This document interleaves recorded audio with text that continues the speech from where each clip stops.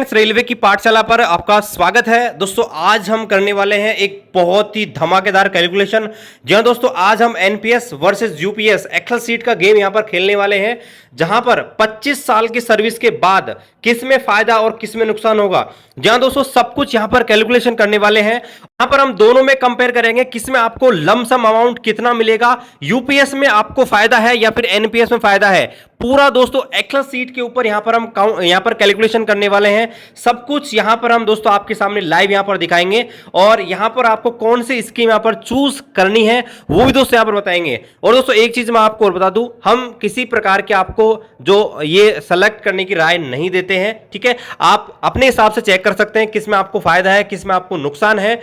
मेरे को जितनी नॉलेज है उस हिसाब से मैं आपको कैलकुलेशन करके यहां पर दिखा रहा हूं। बाकी आपकी चॉइस है दोस्तों, आप कौन सी यहां पर पेंशन स्कीम यहां पर चयन करें। इसके अलावा दोस्तों जो भी यहां पर कैलकुलेशन की जा रही है वो सिर्फ एक काल्पनिक है। रियल जो कैलकुलेशन है दिखाए गए आंकड़ों से बिल्कुल अलग यहां पर हो सकती है। तो यहां पर आप जो है अपनी सूझबूझ के हिसाब से और अपने सीए से कंसल्ट करके उचित फैसला यहां पर लें। तो चलिए शुरू करते हैं आज के इस वीडियो को।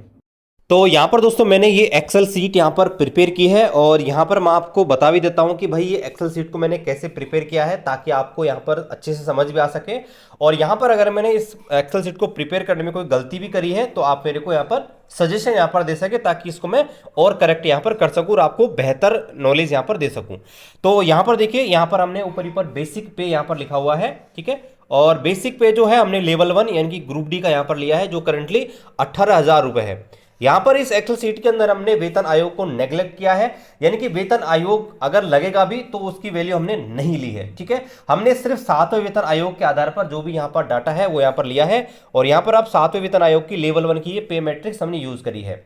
यहां पर आप देखेंगे जो डीए है वो यहां पर लिया है। करंटली आप देखेंगे डीए आपका 55% है और हर साल ये आपका 2 बार रिवाइज होगा। तो ऑन एवरेज हमने इसको 6% ही माना है कि 6% हर साल यहां पर बढ़ेगा। तो यहां पर हमने कैलकुलेशन में 55% यहां पर यूज किया है। और अगले साल आप देखेंगे तो हमने अगले साल इसमें 6% बढ़ा दिया, यानी कि 61। और इस हिसाब से हर साल हमने 6% का यहां पर डीए यहां पर बढ़ाया है। इसके बाद आप देखेंगे यहां पर हमने डीए बेसिक और डीए दोनों को यहां पर मर्ज किया है, क्योंकि बेसिक और डीए का 10% आपका एनपीएस में जाता है। ये आपका गवर्नमेंट का कंट्रीब्यूशन हो जाएगा जो कि 14% होता है। तो हमने बेसिक और डीए का 14% यहां पर गवर्नमेंट का कंट्रीब्यूशन ऐड कर दिया है। और यहां पर आपका टोटल आपके कर्मचारी का और गवर्नमेंट का दोनों का कंट्रीब्यूशन ऐड करके, और ये लगभग 6,696 रुपए यहां पर शुरुआत में हो रहे हैं, ठीक है। और ये कैलकुलेशन हमने 1/1/2025 से यहां पर करी है, ठीक है। यहां पर देखिए, अब यहां पर क्या करेंगे कि हम कैलकुलेशन है ईयर वाइज करने वाले हैं, क्योंकि मंथली अगर हम कैलकुलेशन करेंगे तो एक्सेल शीट बहुत बड़ी यहां पर हो जाएगी, ठीक है। तो यहां पर हमने क्या किया है, आपका 6,696 है, इसको डायरेक्टली हमने 12 से मल्टीप्लाई कर दिया। इसलिए किया क्या कि क्योंकि हम हर साल की कैलकुलेशन करना चाहते हैं। तो यहां पर जैसे 12 से मल्टीप्लाई करेंगे तो एनपीएस के अंदर आपका जो कंट्रीब्यूशन हो जाएगा वो 80,352 हो जाएगा, ठीक है। ये एक महीने का 6,696, तो 12 महीने का 80,000 हो जाएगा। और हमने क्या माना है कि 10% का आपका जो है हर साल आपका पैसा यहां पर ग्रो करेगा, क्योंकि देखिए एनपीएस के अंदर बहुत सारी स्कीमें हैं, जैसे इक्विटी है, गवर्नमेंट बॉन्ड है, कॉर्पोरेट बॉन्ड है। तो अलग अलग का सबका अलग रिटर्न, लेकिन हमने ऑन एवरेज 10% एक रिटर्न यहां पर लिया है, ठीक है। तो 10% लेकर हम एक कैलकुलेशन यहां पर कर रहे हैं। तो 80,352 रुपए शुरुआत में आपके एक साल के अंदर होंगे, जो आपके 10% के हिसाब से 88,387 यहां पर हो जाएंगे। अगले साल आपका एनपीएस के अंदर बढ़ेगा, क्योंकि आपका डीए बढ़ जाएगा और आपका बेसिक बढ़ जाएगा, इसलिए अगले साल आपका जो आपका एनपीएस के अंदर कंट्रीब्यूशन है वो 85,780 रुपए होगा। और इसमें पिछले साल का भी ऐड हो जाएगा, तो दोनों को ऐड करेंगे तो 1,91,554 यहाँ पर आप 584 यहाँ पर हो जाएगा। और 10% इसमें हमने ऐड भी किया है कि 10% ग्रो करेगा। तो इस हिसाब से ये आपका एनपीएस यहाँ पर हर साल बढ़ता रहेगा। यहाँ पे आप देखेंगे ये आपका 88,000, फिर 1,91,000, 3,11, फिर आपके 4,50,000, 6 लाख, 7 लाख, 10 लाख। और यहाँ पर ये बढ़ते बढ़ते आप देखेंगे तो 25 साल के बाद आपका जो एनपीएस है, एनपीएस का अमाउंट है दोस्तों, वो आपके बढ़कर जो है 1,47,00,000 यानी कि तकरीबन 1.5 करोड़ रुपए यहां पर हो जाएगा।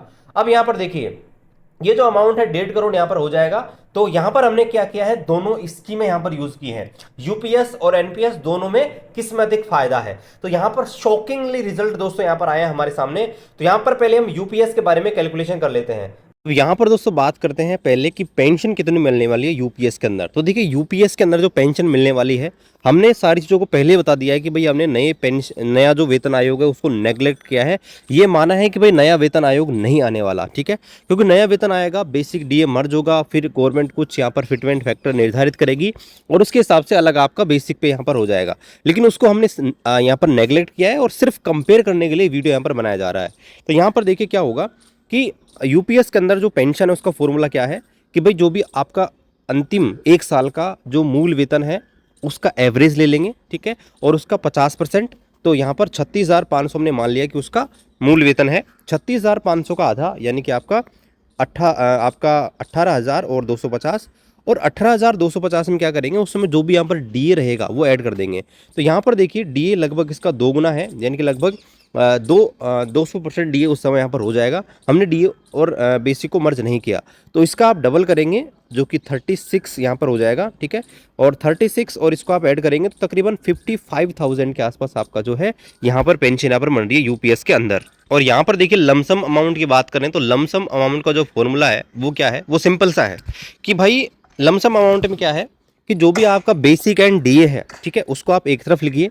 बेसिक और डीए जो है उसमें 10 का भाग दे दीजिए। तो बेसिक और डीए है उस समय यहाँ पर रहेगा लगभग 1 लाख रुपए, और उसमें 10 का भाग देंगे तो 1 लाख, और वो आपके 10,900 के आसपास रहेगा। इसको आप 11,000 ऑन एवरेज ले सकते हैं, ठीक है। तो 11,000 आपका हो गया बेसिक और डीए का 10%। अब क्या होगा, इसको आपको मल्टीप्लाई करना है आपने कितने 6 महीने की सर्विस करी है। हर 6 महीने की सर्विस को 1 यूनिट काउंट करेंगे, और देखिए 25 साल के अंदर टोटल आपकी 50 यूनिट यहाँ पर हो जाएंगी। तो इसको आपको 50 से मल्टीप्लाई कर देना है। तो यहाँ पर देखिए ये जो वैल्यू है ये यहाँ पर निकल के आ रही है 5,45,000। जी हाँ दोस्तों, 5,45,675 अप्रोक्सीमेटली अमाउंट यहाँ पर मिलेगा आपको लमसम अमाउंट के रूप में। तो ये यहाँ पर लमसम अमाउंट है जो यूपीएस के अंदर मिलने वाला है। अब देखिए यूपीएस के अंदर एक चीज़ और है कि जो लमसम अमाउंट है उसमें भी दोस्तों आप यहाँ पर कुछ लमसम अमाउंट नहीं, जो आपकी पेंशन मिलती है उसमें आप कम ज़्यादा कर सकते हैं। 60% तक विड्रॉल आप कर सकते हैं। जो भी यहाँ पर कॉर्पस बन रहा है वो चीज़ अलग है, उसको हमने नेगलेक्ट यहाँ पर किया है, क्योंकि अगर आप उसको कैलकुलेट करोगे तो फिर आपकी जो पेंशन मिल रही है आपको 50% फ्लैट, उसमें कहीं ना कहीं डिफरेंस आ सकता है, इसलिए उसको हमने नहीं किया है। तो अब यहाँ पर हम एनपीएस को लेकर बात करते हैं कि एनपीएस में कितनी पेंशन मिल सकती है एनपीएस के अंदर। जी हाँ दोस्तों, ये आपका एनपीएस है। एनपीएस के अंदर यहाँ पर देखिए वापिस मैं आपको ऊपर दिखा देता हूं कि हमारा जो कॉर्पस बन रहा है लगभग 1.5 करोड़ का बन रहा है। 1.47 करोड़ का हमारा कॉर्पस बन रहा है। और एनपीएस के नियम ये कहते हैं कि इसका 60% मैक्सिमम आप यहां पर विड्रॉल कर सकते हो। तो हमने क्या किया है, 60% ही विड्रॉल कर लिया है, जो कि दोस्तों 88 लाख और 55,000 वो 52,000 के आसपास है। यानी कि मोटा मोटा 88 लाख दोस्तों आप मान सकते हैं, 88 लाख या बोले तो 90 लाख आप मान सकते हैं कि 90 लाख के आसपास दोस्तों आपका एनपीएस के अंदर आपको मिल जाएगा विड्रॉल के टाइम। लेकिन यहां पर दोस्तों बात करें पेंशन में, तो पेंशन में दोस्तों आपको यहां पर थोड़ी कम पेंशन यहां पर मिलेगी। यहां पर देखिए पेंशन में हमने 2-3 चीज अजम्पशन करी है। देखिए आपका जो 40% पैसा बच गया, जो आपका 1.5 करोड़ है, 1.5 करोड़ का जो 40% पैसा बच गया, 60% हमने एन्युटी में ले लिया, 40% जो पैसा दोस्तों बच गया है उसमें क्या करेंगे, मान लीजिए कोई पेंशन फंड मैनेजर ऐसे बोलता है कि हम आपको हर साल 6% का रिटर्न देंगे, जो कि एफडी से भी कम है। अगर आप एफडी भी करवा दोगे, आपका जो 40% पैसा है और उससे अगर आप पेंशन लोगे, ठीक है, तो मंथली आपकी लगभग 30,000 की पेंशन यहां पर बन जाती है। अगर मान लीजिए आपका जो 40% पैसा है 1.5 करोड़ का, अगर उस पर 8% के हिसाब से सालाना आपको ब्याज भी दिया जाता है 8% के हिसाब से, तो आपको दोस्तों मंथली लगभग 40,000 की पेंशन यहां पर मिलेगी। तो दोस्तों ये मेजर डिफरेंट है यहां पर एनपीएस और यूपीएस के अंदर। अगर आपको अच्छी पेंशन चाहिए तो दोस्तों आप यहां पर यूपीएस का चयन कर सकते हैं, जहां पर आपको लगभग 55,000 की 55,000 की पेंशन लगभग यहां पर मिल रही है, लेकिन आपको अमाउंट यहां पर कम मिलेगा। लेकिन अगर आपको यहां पर अच्छा अमाउंट चाहिए, लमसम अमाउंट अच्छा चाहिए, आप दोस्तों जाइए एनपीएस की तरफ, जहां पर आपको लगभग आपको मैंने ये देखिए ये कैलकुलेशन है ना, ये सिर्फ किताबों में है या ये एक्सेल सीट पे है। एक्चुअल जो कैलकुलेशन है वो बिल्कुल अलग हो सकती है। तो ऐसा मत सोचिए कि भाई जो मैं आपको दिखा रहा हूं सिर्फ यही होगा, ठीक है। आप आप अपने हिसाब से कैलकुलेशन कर सकते हैं, नहीं है तो कोई भी जो सीए है उनसे दोस्तों आप राय ले सकते हैं इन चीज़ों के बारे में, ठीक है। मेरे को जितनी नॉलेज है मैं उतना आपको बता रहा हूँ, बाकी आपकी चॉइस है, आप यूपीएस एनपीएस दोनों में से जिसका चाहे उसका चुनाव यहाँ पर कर सकते हैं। आप एनपीएस में चाहें तो 60% पैसा ना निकाल कर कम पैसा निकाल सकते हैं, और ज़्यादा पैसे की यहाँ पर जो आपकी पेंशन है वो भी यहाँ पर ले सकते हैं, ये भी ऑप्शन आपको दिया गया है, ठीक है। बाकी दोस्तों आप अपने हिसाब से चुनाव कीजिए। मिलते हैं अगले वीडियो में अगली अपडेट के साथ, तब तक जय हिंद, वंदे मातरम।